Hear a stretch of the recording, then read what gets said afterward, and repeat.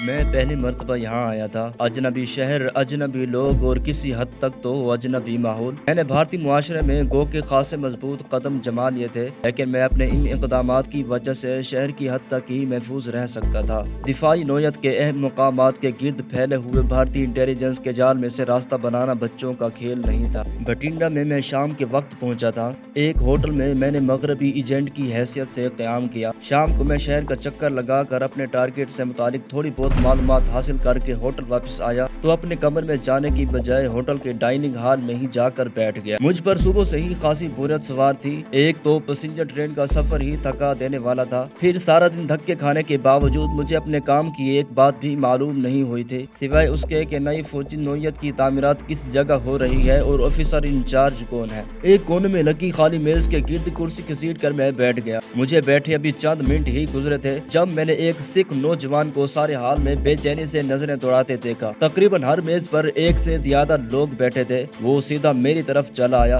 ست سری اکال، اس نے ہاتھ جوڑتے ہوئے کہا۔ جواب میں نے فتح بلائی۔ میں یہاں بیٹھ سکتا ہوں مہاراج؟ اس نے بڑی انکساری سے پوچھا۔ کیوں نہیں پڑھ آئیے، میں نے اپنی کرسی سے اٹھتے ہوئے کہا۔ اس کی خوش اخلاقی سے میں خاصا متاثر ہوا تھا، کیونکہ پنجابی اور پھر سکھ بدتمیز بھلے نہ ہو لیکن اتنے نرم اور ملائم لہجے میں گفتگو واقعی عجیب بات تھی۔ آپ کیا یہاں قیام فرما ہے؟ اس نے بیٹھتے ہی پوچھا۔ جی ہاں، لیکن فائدہ کوئی نظر نہیں آتا، میں نے جواب دیا۔ اگر برا نہ منائے تو اپنا پریجی پرکاش نام ہے میرا، سیلز ایجنٹ ہوں، کمیشن پر کوئی کام بھی کر سکتا ہوں اور پچھلے 3 روز سے کوئی بزنس نہیں ملا۔ میں نے اس کا فقرہ مکمل کر دیا۔ بڑا آنند ملا آپ سے مل کر، میرا نام سورن سنگھ ہے، جالندھر میں ہماری برتن بنانے والی فیکٹری ہے۔ اس نے اپنی فیکٹری کا نام بتاتے ہوئے کہا۔ آپ کیا بزنس کے سلسلے میں یہاں آئے ہیں؟ مجھے پھر امید کی کرن دکھائی دی۔ جی ہاں، پتا جی کی خواہش ہے کہ میں گھوم پھر کے کاروبار کا جائزہ لوں۔ اس نے بیڑے کو اشارہ کرتے ہوئے کہا۔ 2 کافی۔ میں نے اس کے کچھ کہنے سے پہلے ہی بیڑے کو کہہ دیا جو میرے لیے کافی لا رہا تھا۔ دھنیہ واد، میں تو زبردستی کا مہمان بن بیٹھا۔ آدمی خاصا دلچسپ اور یار باش دکھائی دے رہا تھا۔ اگر آپ منظور فرمائیں تو میں آپ کے لیے کوئی خدمت انجام دوں۔ میں کمیشن پر بہت سی فیکٹریوں کے لیے کام کرتا ہوں، میں نے بڑی چاپلوسی سے کہا۔ کیوں نہیں، اس نے دلچسپی لیتے ہوئے کہا۔ یہاں شہر سے باہر چھاونی بن رہی ہے، وہاں سنا ہے آفیسر انچارج کوئی آیا ہے، باقی تو سارا سٹاپ یو پی مارکا ہی ہے، اس سے خاصا لمبا آرڈر مل جائے گا میز کے برتنوں کا۔ یہ آپ کیسے کہہ سکتے ہیں؟ اس نے بے چینی سے میری بات کاٹتے ہوئے کہا۔ سردار جی، سیلز مین شپ مجھے وراثت میں ملی ہے، میں جو بات کہوں گا اس پر عمل کر کے دکھاؤں گا، میں نے پر اعتماد لہجے میں کہا۔ بھارت میں کمیشن ایجنٹ کے بغیر کسی کاروبار کا تصور ہی ناممکن ہے۔ اس نوجوان سکھ کا تعلق سکھوں کی کاروباری قوم پاپے سے تھا۔ یہ وہ لوگ ہیں جو امن پنہار کے علاقے سے متعلق ہیں اور یہاں سے ہجرت کر کے بھارت گئے تھے۔ پاپے اپنے بچوں کو اس وقت کوئی کاروبار نہیں سونپتے جب تک کہ انہیں ان کی بصیرت کا یقین نہ آ جائے یا اپنے سفروں سے ان کے کاروباری ہونے کا ثبوت حاصل نہ کر لے۔ یہ نوجوان اپنے کاروباری مشن پر نکلا تھا اور چاہتا تھا کہ زیادہ سے زیادہ مال فروخت کر کے اپنے ماں باپ کی نظروں میں مقام حاصل کر سکے۔ اس کو ایسا کمیشن ایجنٹ مل جاتا جو اس کو مال معمولی کمیشن کے عوض فروخت کر سکے، بڑی خوش بختی تھی۔ میری خوش نصیبی یہ تھی کہ مجھے پاپا سکھ مل گیا تھا اور وہ بھی فیکٹری کے مالک کا بیٹا۔ میرے ذہن نے ایک شاندار منصوبہ ترتیب دے لیا تھا اور اب مجھے اس پر عمل کرنے کے لیے اس کے لوازمات پہنچانے تھے۔ میں نے جو معلومات اب تک حاصل کی تھی ان کے مطابق یہ دفاعی تعمیرات فوج کی نگرانی میں ہو رہی تھی۔ پرچیز سیکشن کے لوگ بھی فوج سے متعلق ہی تھے۔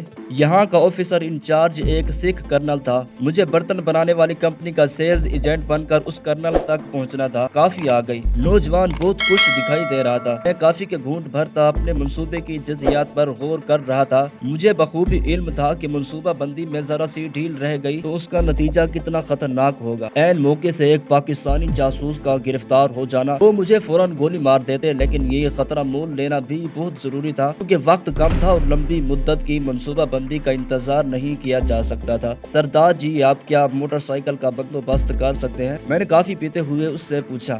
تھوڑی دیر تک کچھ سوچنے کے بعد اس نے ہاں میں جواب دیا۔ بس تو بن گیا کام، میں نے چٹکی بجاتے ہوئے کہا۔ کیسے یار، کچھ میرے بھی تو پلے پڑے۔ اس نے بے چینی اور اشتیاق سے پہلو بدلتے ہوئے کہا۔ دیکھو مہاراج، آفیسر انچارج پنجابی ہے اور یہاں مال سپلائی کرتے ہیں زیادہ تر غیر پنجابی۔ میرا خیال ہے ہمارے پنجابی ہونے کا فائدہ ضرور ملے گا، لیکن شرط یہ ہے کہ ہم کسی نہ کسی طرح اس تک پہنچ جائیں، بس ذرا ہمت کی ضرورت ہے۔ اس کی آنکھوں میں جھانکتے ہوئے میں نے منصوبہ بنایا۔ تو حکم کر یار۔ اس اس نے ٹھیٹ پنجابی لہجے میں میرے کندھے پر ہاتھ مارا۔ مشن طے ہو گئی اور اگلے روز اعلیٰ صبح وہ موٹر سائیکل سمیت میرے ہوٹل پہنچ گیا۔ ایک گتے کے ڈبے میں سٹین کے مختلف قسم کے برتن اس نے پیچھے سٹینڈ پر باندھ رکھے تھے۔ لو سردار جی، آج ہماری بھی سیلز مین شپ دیکھو۔ میں نے اسے اپنے پیچھے بیٹھنے کا اشارہ کیا اور اللہ کو یاد کر کے موٹر سائیکل سٹارٹ کر دی۔ تقریباً گھنٹہ بھر کے سفر کے بعد بالآخر ہم ٹارگٹ ایریا میں داخل ہو گئے۔ دفاعی نوعیت کی تعمیرات کے ارد گرد فوج کا پہرا تھا اور کم از کم 1 مربع میل کے علاقے میں سویلین کا داخلہ ممنوع تھا۔ میں سارے راستے اپنے ساتھی کی ہمت بڑھاتا رہا تھا کہ وہ کسی بات کی پرواہ نہ کرے اور بالکل نہ گھبرائے۔ پہلے حفاظتی دروازے کی تو ہم نے پرواہ بھی نہیں کی اور اس پر بغیر رک کے بڑھ گئے۔ کچھ سویلین جو یہاں ٹھیکیداری کرتے تھے، انہیں شناختی کاغذات دکھانے کے بعد ایک مخصوص علاقے تک جانے کی اجازت تھی۔ غالباً ہمیں بھی پہرے داروں نے انہی میں سے جان لیا تھا۔ اب ہم اس علاقے میں داخل ہو چکے تھے جہاں اہم نوعیت کی عمارتیں بن رہی تھی۔ ہمارے چاروں طرف میزائل اور جدید نوعیت کے دیگر ہتھیار نصب تھے۔ میری پرتجسس نظریں تمام مناظر کو میرے دماغ کی قلم پر منتقل کر رہی تھی۔ اب خاصا خطرناک مرحلہ آ گیا تھا۔ ہم آخری دروازے پر پہنچ گئے تھے۔ کچھ فاصلے پر بڑے بڑے بلڈوزر اور کرینے اپنے کام میں مصروف تھی۔ لکڑی کے عارضی گیٹ پر 2 مسلح سنتری موجود تھے۔ ہولٹ ایک نے سٹین گن پوزیشن میں لیتے ہوئے کہا، کون ہے؟ کدھر جانا ہے؟ ہمارے رکتے ہی مدراسی سپاہی غصے سے بولا، ہم کرنل باجوہ کے رشتہ دار ہیں، ان سے سائٹ پر ملنے آئے ہیں۔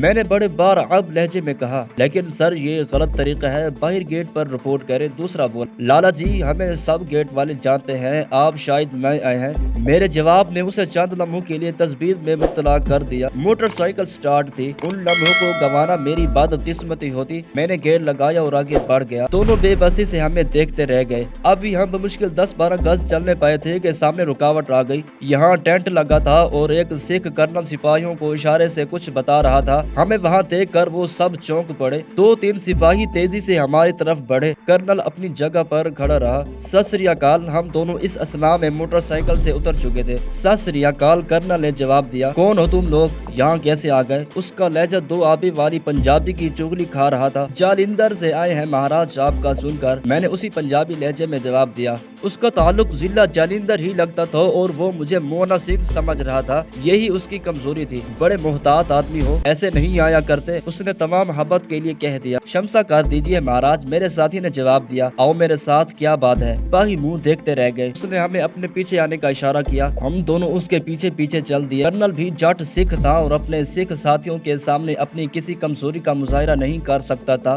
راستے میں چلتے چلتے میں نے اپنا اور اپنے ساتھی کا تعارف اور یہاں آنے کا مقصد بیان کر دیا اور اسے یہ بھی جتلا دیا تھا کہ ہم نے یہاں تک پہنچنے کا خطرہ صرف اس لیے مول لیا تھا کہ یہاں ہمارے علاقے کا ایک جٹ کرنل پرچیز کا انچارج ہے۔ اب ہم ناکام واپس نہیں جانا چاہتے، لیکن یارو یہاں سپلائی کرنے کے لیے رجسٹریشن کروانا پڑتی ہے۔ یہ تو غیر معمولی اقدام ہوگا۔ ٹھیک ہے، ہمیں میس کے لیے برتنوں کی ضرورت ہے، لیکن مہاراج جی قانون بھی آپ ہی ہیں، ہمارے آنے کا کوئی فائدہ تو ہو۔ میں نے بڑی چاپلوسی سے کہا، ٹھیک ہے، میں لوکل پرچیز کے کھاتے میں تم لوگوں کو آرڈر دلا دوں گا، لیکن مستقل سپلائی ممکن نہیں، اس نے جان چھڑاتے ہوئے کہا۔ دوران گفتگو وہ چاروں طرف گھوم پھر کر وہاں کام کرنے والے عملے کو بھی ہدایات دیتا جا رہا تھا۔ میں نے 2-3 مرتبہ اس سے بالکل اجنبی لیکن تجسس بھرے لہجے میں وہاں نصب شدہ ہتھیاروں کے متعلق بھی پوچھ لیا تھا۔ میرا ساتھی بھی ان کے متعلق معلومات حاصل کرنے میں خاصی دلچسپی لے رہا تھا۔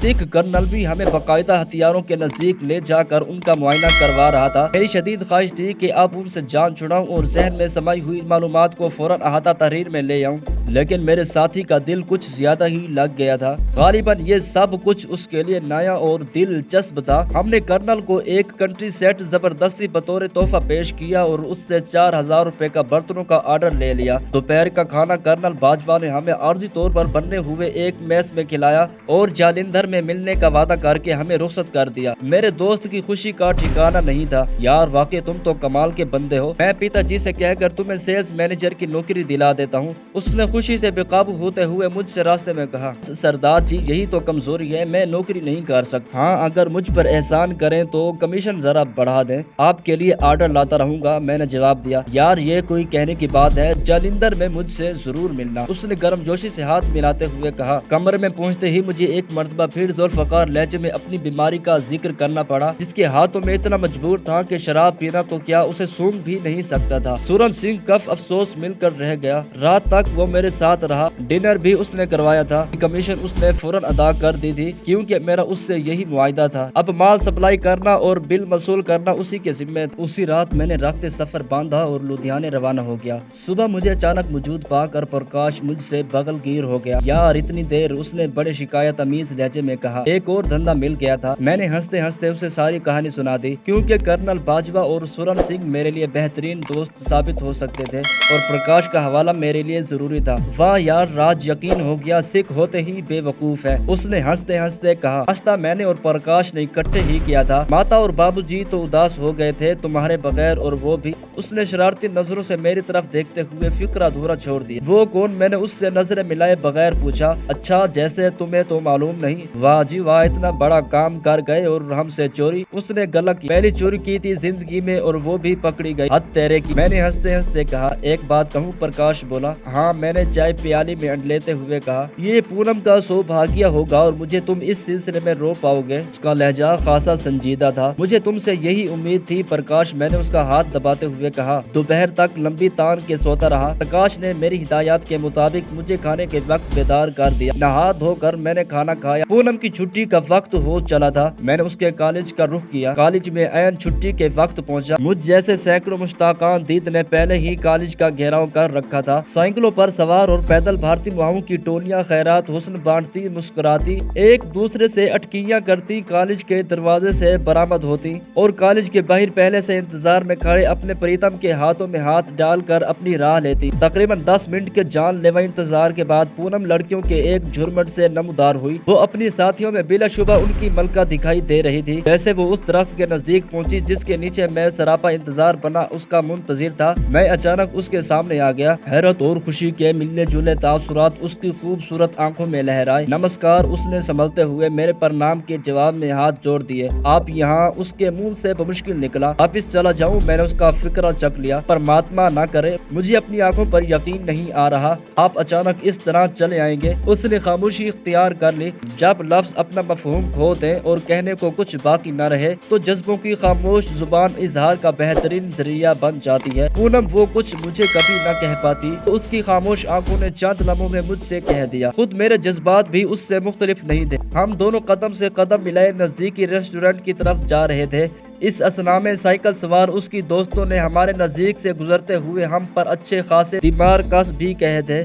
ریسٹورنٹ میں کافی پیتے ہوئے ہم دونوں زیادہ تر خاموش ہی رہے۔ سمجھ ہی نہیں آ رہی تھی کہ ایک دوسرے سے کیا کہیں، کہنے کو رہ ہی کیا گیا تھا۔ پونم سے ملتے ہوئے بھی میں اپنا مشن کبھی نہیں بھولا تھا۔ مجھے علم تھا کہ بھارتی ایئر فورس کے متعلق تازہ ترین معلومات حاصل کرنے کا بہترین ذریعہ ان کے مخصوص کلب اور میس ہوتے ہیں۔ بھارتی معاشرے میں خصوصاً میرے ذاتی کردار کی وجہ سے پرکاش یا پونم کے گھر میں کسی کو میرے اور اس کے اکٹھے گھومنے پر کبھی اعتراض نہیں ہو سکتا تھا۔ محفوظ تعلقات بھارتی سوسائٹی کا حصہ ہے اور ایک ایسے نوجوان سے جو کٹر دیشنو ہو، شراب کباب سے نفرت کرے، کسی کی سپری کا میل جول قابل اعتراض کیسے ہو سکتا تھا؟ میرے ساتھ گھر چلیے نا، پونم نے ہوٹل سے نکلتے ہوئے کہا۔ شام کو کچھ کام ہے یہاں، میں نے بہانہ بنا کر اسے ٹال دیا۔ یہ کوئی مشکل کام نہ تھا۔ اسے بس میں سوار کر کے میں واپس پرکاش کے پاس چلا آیا۔ پرکاش نے اپنے آپ کو کام کے لیے وقف کر دیا تھا۔ اس پر دن رات امیر بننے کا حتم سوار تھا۔ قدرت نے اسے دھرم دیر کی صورت میں جو غیر امداد بہم پہنچائی تھی وہ اس کا حق ادا کر دینا چاہتا تھا۔ اسے میرے لاکھ سمجھانے کے باوجود شدت سے اس بات کا احساس تھا کہ وہ پلاسٹک کے کارخانے کا انسٹرکٹر بنا تھا تو میرے پیسے کی وجہ سے۔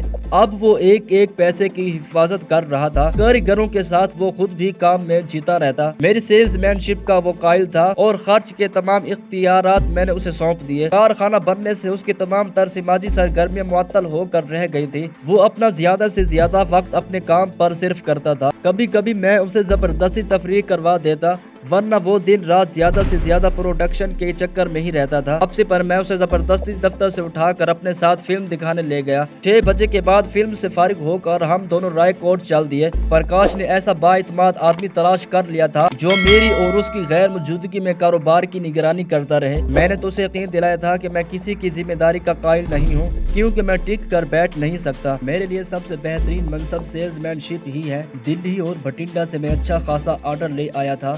बोतलों की कमीशन मैंने उसकी झोली में डाल दी थी। मेरी इन बातों ने उसे मेरे और नजदीक कर दिया। उसे उस बात का यकीन हो चला था कि जरूर पिछले जन्मों में हम दोनों भाई थे। घर पर माता और बाबूजी मुझसे यूं बगलगीर होकर मिले जैसे मैं वाकई उनका सुपर था और एक लंबी जुदाई के बाद उनसे मिल रहा था। बेटे, मकामी मार्केट ही में मेरे ख्याल में तुम्हारे लिए काफी काम मौजूद है, मुशक्कत ना किया करो। उन्होंने मुझे कमाल हमदर्दी से कहा, देखिए बाबूजी, मार्केटिंग मेरा शोबा है और मैं प्रकाश को ये मौका नहीं देना चाहता कि वो मुझे नालायक समझे। हम दोनों में दौड़ लग गई है, ये माल बनाता रहे, मैं उसका निकास करता रहूं। मैंने मुस्कुराते हुए कहा, अच्छा यार, तुम्हारी मर्जी, माया के लिए इतनी भाग दौड़ कुछ ठीक नहीं है। वो बोले, बाबूजी आप ठहरिए, कम्युनिस्ट में अभी बनने की कोशिश कर रहा हूँ। मेरे जवाब पर वो कहा मार कर हंस दिए। तो दोस्तों, ये थी हमारी आज की एपिसोड। उम्मीद करता हूँ कि आज की एपिसोड आपको अच्छी लगी होगी। अगर वीडियो अच्छी लगी हो तो दोस्तों के साथ इसको शेयर कर दें और लाइक करें हमारी वीडियो को। कमेंट करके हमें बताएं कि आज की वीडियो आपको कैसी लगी और इस चैनल को सब्सक्राइब करके बेल आइकन को प्रेस कर दें, इस तरह की वीडियो आपके पास आसानी से पहुँच सके।